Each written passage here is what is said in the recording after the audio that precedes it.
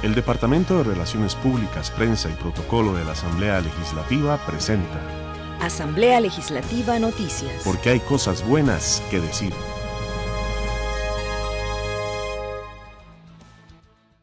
Comisión Fiscal finaliza discusión de mociones heredadas del periodo anterior. Contralora defiende necesidad de presupuestos plurianuales. Ministra de Hacienda urge a diputados a aprobar actualizaciones en exoneraciones. Aprueban implementación de justicia restaurativa. A continuación, nuestras informaciones. Un grupo de diputados votó a favor discutir y esclarecer el procedimiento que se realizó con el informe de la Procuraduría de la Ética que solicita la desestimación de la denuncia contra el expresidente Luis Guillermo Solís por supuestas faltas al deber de probidad en el tema del cementazo. Luis Fernando Chacón y Carlos Ricardo Benavides del PLN, el primero miembro del directorio legislativo, denunciaron que el informe está vencido y no tienen opción de apelar. Inmediatamente fuimos enterados nosotros, como otras fracciones, según me han comentado, que el plazo para hacerlo estaba vencido. Vencido por la siguiente razón. Primero, porque la notificación de la Procuraduría General de la República o de la Procuraduría de la Ética había ingresado aquí un viernes, un solitario viernes 27 de abril del año 2018. Había llegado a esta Asamblea Legislativa y había llegado a manos del directorio de la Asamblea Legislativa el último día de trabajo del grupo de diputados que denunció esto. Vean, señores, es realmente lamentable tener que describir esa situación. La Procuraduría de la Ética le notifica a esta Asamblea Legislativa y a los anteriores diputados cuando ya no podían decir absolutamente nada, ni siquiera apelar. La diputada Ivonne Acuña, de Restauración Nacional y miembro del actual directorio, pidió a la Comisión de Control del Ingreso y el Gasto Público llame a todos los involucrados a comparecer. Yo, representando a los costarricenses que me pusieron aquí en este curul, demando que se llegue hasta el fondo de lo que ocurrió. ¿Quién tocó ese informe? ¿Quién le quitó esas 2 hojas que le hacían falta? El Partido Unidad Social Cristiana también hizo eco de la denuncia. Yo no puedo entender que en el mismo informe que nos ocupa, abro comillas, el presidente de la República presionó por medio del viceministro Fernando Rodríguez y el diputado Morales Zapata la Dirección General de Aduanas para que se facilitara el desalmacenaje y nacionalización del cemento importado por Juan Carlos Bolaños, cierro comillas. ¿Esto no les parece que es grave? Es menos grave que los otros informes que dicen carajadas aquí del directorio. Víctor Morales, jefe de fracción del PAC, y Laura Guido explicaron con detalle lo sucedido. Ha mencionado la señora presidenta varias cosas. Solicitarle una aclaración a la Procuraduría de la Ética de cómo se aplican en estos casos, si es posible ampliar el plazo para las apelaciones. 2, una investigación sobre la ausencia de estas 2 páginas en el informe a que se ha hecho referencia. Ha dicho que es necesario una aclaración, pedir el informe original y el informe recibido. Es decir, ha enunciado al menos 3 acciones orientadas a profundizar y a que lleguemos a un nivel de aclaración y de establecer consecuencias de ser necesario en esta Asamblea Legislativa. Que este proceso inicia y que el plazo original sobre el cual se estaría definiendo el tiempo de apelación se da en el directorio anterior. Y a mí me salta la duda y la preocupación de por qué el directorio anterior no dio a conocer esta información, ni dio el seguimiento debido para que esta información fuera conocida tanto por los diputados que aún no habían terminado su periodo, como por aquellos que estábamos iniciando. El diputado José María Villalta dijo que la cola del cementazo no ha terminado, que están a tiempo de imponer sanciones morales y también pidió que no se engaveten los informes sobre Hidrotárcoles y Yamber. La Comisión Especial de Fortalecimiento de las Finanzas Públicas finalizó con la discusión de más de 1000 mociones presentadas por los anteriores legisladores. En las próximas semanas se abocarán a atender al jerarca de Trabajo y Seguridad Social, Steven Núñez, a la ministra de Hacienda, Rocío Aguilar, y a la Contralora General de la República, Marta Acosta. Terminamos la revisión de las mociones de reiteración, como 1560 mociones que se presentaron de los diputados anteriores.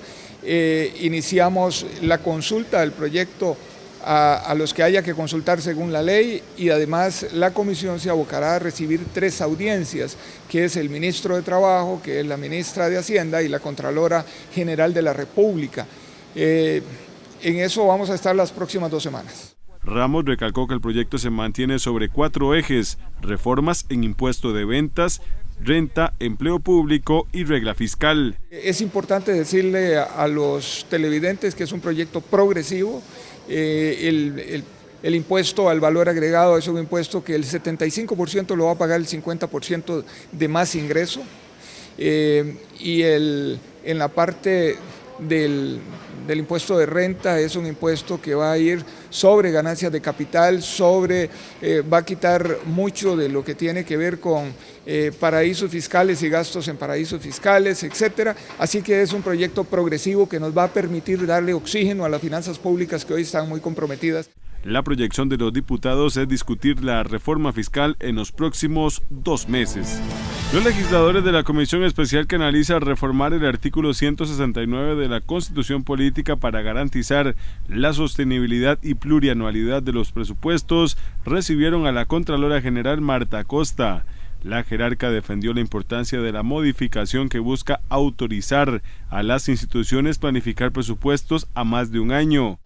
La situación de deterioro de las finanzas públicas, dado el crecimiento del déficit y dado el crecimiento de la deuda, tiene consecuencias graves que finalmente van a afectar negativamente el bienestar general, porque esto va a tener efecto directo o indirecto en las variables macroeconómicas. Habrá menos disponibilidad de recursos en el mercado financiero, la inversión privada y el consumo van a disminuir, la actividad económica se podrá contraer, habrá desmejoras en las calificaciones del riesgo país, lo que tiene serias implicaciones en materia de tasas de interés, y por supuesto las dificultades de liquidez se harán presentes. Como tengo un proyecto de 100 millones y sé que año a año durante un periodo voy a tener que asignarle un recurso, si esa es la parte de planificación que verdaderamente viene para mí a respaldar lo que puede ser la sostenibilidad, ¿verdad? Más allá de solo pensarlo en función de la parte fiscal y lo que pudo haber ayudado, es sobre todo la parte de planificación que este país carece, porque hacemos un plan pero nunca le damos seguimiento, se nos ocurre pero tampoco tenemos el detalle de en qué momento vamos a empezar a tener algún entregable asociado a algo que habíamos establecido en los alcances que eventualmente nos van a venir a generar costos y de dónde vamos a financiarlo. Acosta agregó que la aplicación y control del presupuesto queda bajo la potestad de cada ministerio. La Comisión de Asuntos Hacendarios recibió a la jerarca de Hacienda, Rocío Aguilar, quien se refirió al expediente 19.531, que regula el otorgamiento, uso y destino de las exoneraciones que tienen impacto sobre el presupuesto del Estado. Regula el procedimiento de otorgamiento y control, crea un régimen sancionatorio por incumplimientos, define claramente las competencias de la Dirección de Hacienda, define además las regulaciones para las liquidaciones de los bienes adquiridos con exención y establece 4 tipos de liquidaciones, y ahí pues es extenso la normativa: la voluntaria por una causa sobreviniente, que puede ser la muerte, el cese de operaciones, etcétera, de una persona jurídica, por supuesto el incumplimiento infraganti, o por la revocación propiamente de la exención. La ministra señaló que por la situación fiscal que enfrenta el país, no es prudente la aprobación de más exoneraciones. El quitar las exenciones a las compañías o las empresas que conforman las zonas francas, sin duda eso generaría más ingreso tributario. Pero ¿usted no cree que corremos el riesgo de que estas empresas puedan cerrar operaciones en nuestro país, buscar otros mercados, inclusive en Centroamérica, que los beneficien más. Aquí no hay en este proyecto ni en mi recomendación la eliminación de ninguna exoneración. Aquí básicamente lo que se está es, número 1, corrigiendo todos los temas de procedimiento y número 2, obligarnos a hacer una evaluación sobre la pertinencia. Si la relación costo-beneficio es, digamos, va en beneficio, por supuesto, de esa exoneración, es mantenerla.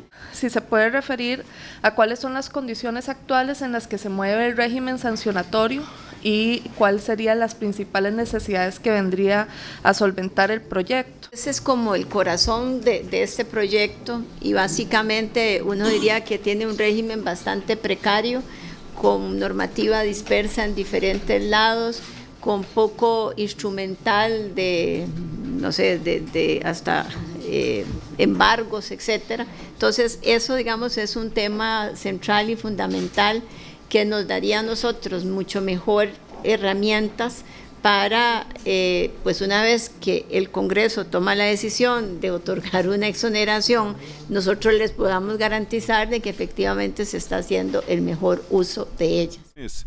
El proyecto pone plazos e incorpora sanciones por el mal uso y desvío de destino sobre las exoneraciones aprobadas. La Comisión con Potestad Legislativa Plena Primera aprobó en segundo debate implementar la justicia restaurativa como uno de los medios permanentes de resolución alternos a los conflictos penales y penales juveniles, es decir, la conciliación entre víctima y victimario en aquellos delitos menores de 3 años. El propósito realmente es analizar que no todos los delitos, porque hay que ver que son delitos, requieren ir a la cárcel. Que a veces lo más importante es que ante unos delitos la persona o se pueda disculpar o pueda reparar el daño que ocasionó a la víctima o que participe también en un proceso de capacitación y de educación para no volver a cometer el delito. Nada hacemos con mandar a una persona a la cárcel si ha cometido un delito por primera vez, si va más bien a aprender más ahí internamente. Y a veces ese delito puede ser resarcido con una disculpa pública o con algún tipo de trabajo o con un proceso también de educación al que se someta. Ahora, el proyecto de justicia restaurativa está pensado en aquellos delitos cuya pena equivalen a menos de 3 años. Entonces hay delitos, digamos, podríamos decir los mayores, que la pena es mucho más amplia, que no estarían incluidos dentro de este proyecto de ley, solo para los que son menores de 3 años. Y ahí, por ejemplo, está fuera todo lo que es violencia contra las mujeres, porque así se negoció, excepto lo que tiene que ver con violencia patrimonial, porque también así se ha ido acordando, y por supuesto lo que es violencia sexual y delitos de otra índole que sus penas son mayores a 3 años. Que tiene un enfoque de derechos humanos que no irrespeta a las víctimas de los delitos, sino que más bien les da mayores posibilidades de que sus derechos sean reconocidos y de que el daño sufrido sea reparado, y que al mismo tiempo busca, sí, salidas alternativas al proceso penal en aquellos casos de delitos de no mucha gravedad, donde es posible recurrir hoy a esas salidas alternativas, con un enfoque de que es mejor dar la oportunidad de que quien cometió un error, quien cometió un delito, pueda reparar integralmente el daño causado, someterse a un programa, asumir una serie de compromisos, de responsabilidad, de tratamientos, de reparación con la sociedad, que seguir llenando nuestras cárceles con gente que más bien va a salir peor. Los legisladores de Integración Nacional mostraron preocupación por la modificación del fondo destinado a la protección de las víctimas. Es muy preocupante es que usted pueda conciliar delitos donde aparece una semiviolencia. Probablemente no es una violencia típica, pero sí en algunos hay una semiviolencia, y otros que pueden ser conciliables con el Código Procesal Penal que existe actualmente. No es necesario crear una nueva jurisdicción cuando estamos hablando de reducir impuestos.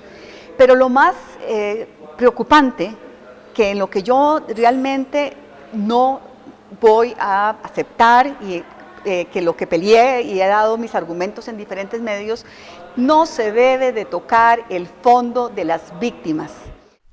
Los delitos por violencia doméstica quedaron fuera del alcance de la justicia restaurativa y para someterse al proceso debe haber aceptación de la víctima, no ser reincidente y cumplir con medidas de compensación del daño con la sociedad o la víctima. El Departamento de Relaciones Públicas, Prensa y Protocolo de la Asamblea Legislativa presentó Asamblea Legislativa Noticias. Porque hay cosas buenas que decir. Si tiene alguna consulta sobre el Congreso, puede visitar el portal legislativo www.asamblea.go.cr. Además, puede seguir las transmisiones del plenario en dicha web a las 2:45 de la tarde de lunes a jueves. En YouTube somos Parlamento CR. En Facebook somos asamblea.legislativa.costarrica. Y en Twitter nos encuentra en @asambleacr.